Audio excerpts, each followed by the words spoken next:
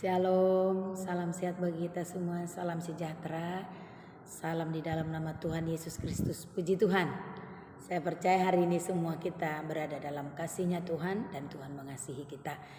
Saudaraku, hari ini kita berkesempatan mendengarkan firman Tuhan yang mau saya bagikan bagi kita semua terambil dalam 1 Raja-Raja 18 ayat yang ke-19 ya. Saya baca bagi kita semua.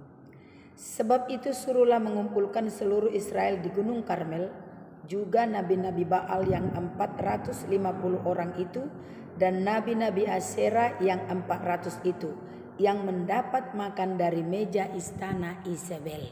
Saudaraku, perkataan ini adalah perkataan daripada Nabi Elia ya kepada Raja Ahab.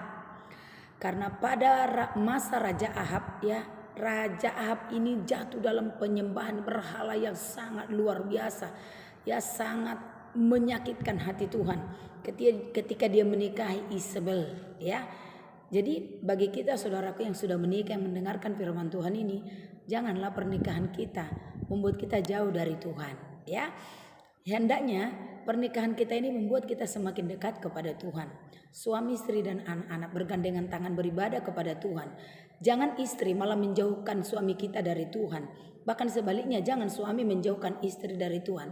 Itu adalah kejijikan di mata Tuhan. Itu adalah kekejian di mata Tuhan. Jangan seperti Isabel ini. Ya, judul firman hari ini saya beri judul 1000 berhala melawan satu Tuhan. Kisah ini 2 Raja-Raja 18 ini, di mana saudaraku dengan segala kekejiannya Ahab dan Isabel melakukan hal yang jahat di mata Tuhan. Sampai-sampai bangsa Israel itu terseret jauh dari Tuhan, mengikuti dewa-dewa berhala-berhala mereka. Elia sangat prihatin. Elia sebagai hamba Tuhan sangat menangis di dalam dirinya, melihat betapa umat Tuhan itu terseret jauh dari Tuhan, menyembah berhala yang tidak menghasilkan apa-apa. Lalu satu kali dengan kekuatan Tuhan, saya perpendek kisahnya, Elia menantang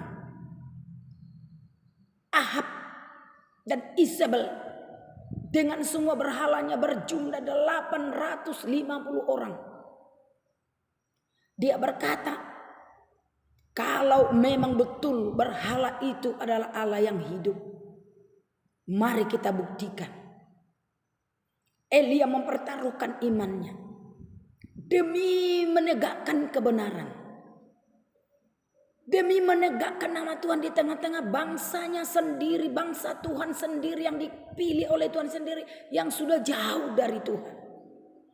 Elia mengadakan suatu pertunjukan yang sangat besar, dan itu disetujui oleh Tuhan. Pendek cerita, selama setengah hari Baal, nabi-nabi Baal ini memanggil Tuhan mereka, sampai mereka menoreh-noreh tubuh mereka berdarah-darah.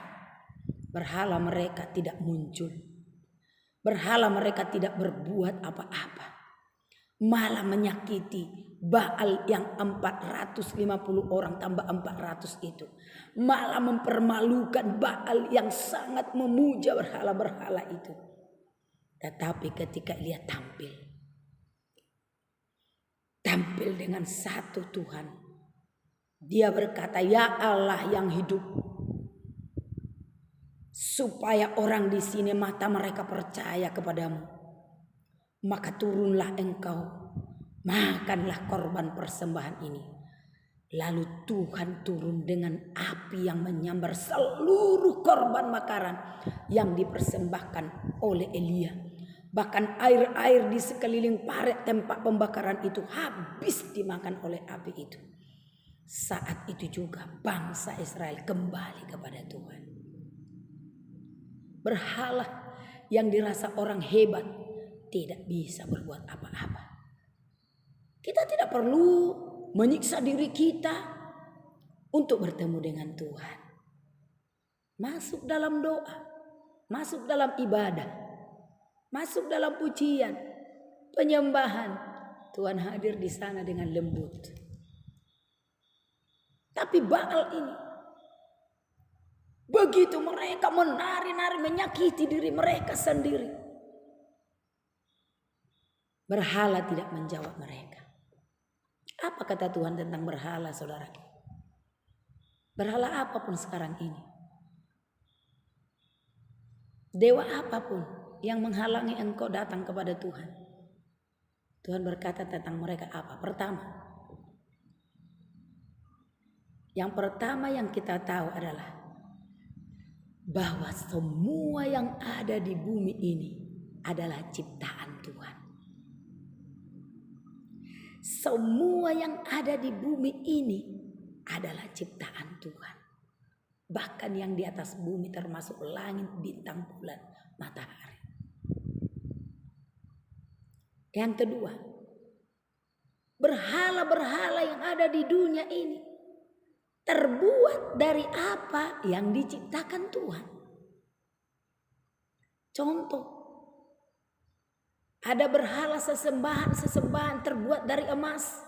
Patung yang begitu indah terbuat dari keramik, begitu mahal. Emas itu adalah ciptaan Tuhan. Tuhan berkata di dalam Habakuk 2 ayat 18 dan 19, sekalipun disalut dengan perak dan emas, terbuat dari porselen, keramik semahal apapun, tidak ada roh di dalamnya. Ingat, tidak ada roh di dalamnya. Sementara di dalam kita ada roh Allah. Ketika pertama kali manusia diciptakan, dikatakan, lalu Tuhan menghembuskan nafasnya kepada manusia itu, maka hiduplah manusia itu. Roh Allah. Yang kedua, Yesaya 46 ayat 6 dan 7. Yesaya 44 ayat 9 sampai 20. Berhala itu dibuat dari kayu, tidak dapat menolong, tidak dapat menyelamatkan, tidak dapat berbuat apa-apa, bahkan menyesatkan. Berhala apa? Digitalisasi, saudaraku, yang begitu semakin banyak, terbuat dari elemen-elemen seperti HP ini, elemen-elemen yang mungkin menakjubkan,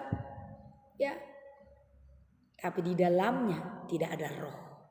Amin. Di dalam berhala modern pun tidak ada roh. Bahkan di dalam uang yang banyak begitu diagungkan orang sampai mereka membunuh, mencuri, korupsi, tidak ada roh. Mereka menyesatkan. Mereka membuat kita jauh dari Tuhan. Apa yang membuat kita? Berhala apa? Yang tidak kelihatan. Roh jahat. Firman Tuhan berkata, tidak bisa menghidupkan itu. Tidak bisa menolong. Tidak bisa membebaskan. Tapi Tuhan yang kita sembah satu-satunya adalah hidup. Amin. Dia bisa berbuat, dia bisa berkuasa, dia bisa menolong, melepaskan kita, memberikan kita jalan keluar dari semua masalah kita. Dalam kitab Yesaya 43 dikatakan, saya baca ini. Yesaya 43 ayat yang ke-11. Perhatikan. Akulah Tuhan, dan tidak ada juru selamat selain daripadaku. Tuhan sendiri menyatakan dirinya, hanya Dialah Tuhan. Berhala yang disembah manusia yang katanya hebat, tidak ada roh di dalamnya. Menyesatkan, tidak bisa berbuat apa-apa. Perhatikan nabi-nabi Bali itu, 850 orang. Menoreh-noreh di dirinya. Sebenarnya mereka bodoh. Mereka lebih kuat dari berhala itu. Berhala tidak dapat berbuat apa-apa. Kita bisa melakukan sesuatu. Apalagi beserta dengan Tuhan. Perkara besar dapat terjadi. Haleluya. Yang kedua, Yesaya 44 ayat yang ke-6. Beginilah firman Tuhan, Raja dan Penebus Israel. Tuhan semesta alam. Tuhan yang hidup, yang menciptakan langit, bumi, lautan, dan semua yang ada di kolong langit ini. Akulah yang terdahulu dan akulah yang terkemudian. Tidak ada Allah selain daripadaku. Siapakah seperti aku, kata Tuhan. Biarlah ia menyerukannya, biarlah ia memberitahukannya dan membentangkannya kepadaku. Siapakah yang mengabarkan dahulu kala hal-hal yang datang? Apa yang akan tiba, biarlah mereka memberitahukannya kepada kami. Tidak ada, saudaraku, karena di dalam berhala itu tidak ada roh. Tetapi Tuhan kita adalah roh yang menghidupkan. Maka Tuhan berkata, sembahlah Tuhan dalam roh dan kebenaran. Artinya ada kehidupan, ada gairah, ada cinta, ada semangat menyembah Tuhan. Itulah roh yang menghidupkan. Tapi menoreh-noreh diri sampai terluka, saudaraku, itu mematikan. Haleluya. Saya sangat bangga memiliki Tuhan yang hidup, yang memberikan kepada kita gairah semangat. Ya, kita tahu hidup ini ujungnya sampai di mana. Tapi hidup orang percaya yang melakukan kehendak Allah akan tetap hidup selama-lamanya. Ayat yang terakhir, Yesaya 45 ayat 5. Saya baca. Akulah Tuhan dan tidak ada yang lain. Kecuali aku tidak ada Allah. Aku telah mempersenjatai engkau sekalipun engkau tidak mengenal aku. Supaya orang tahu bahwa dari terbitnya matahari sampai terbenamnya, bahwa tidak ada yang lain di luar aku. Akulah Tuhan, tidak ada yang lain.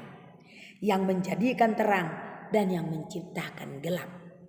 Yang menjadikan nasib mujur dan menciptakan nasib malang.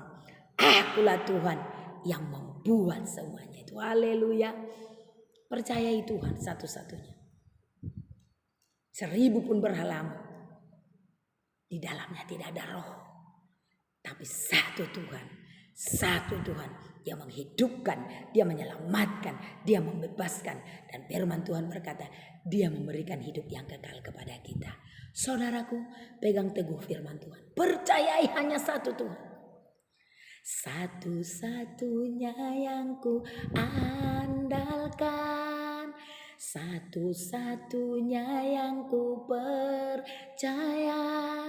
Engkau sumber kekuatan, sumber pengharapan, sumber kedamaian. Satu-satunya yang ku andalkan, satu-satunya yang ku percaya.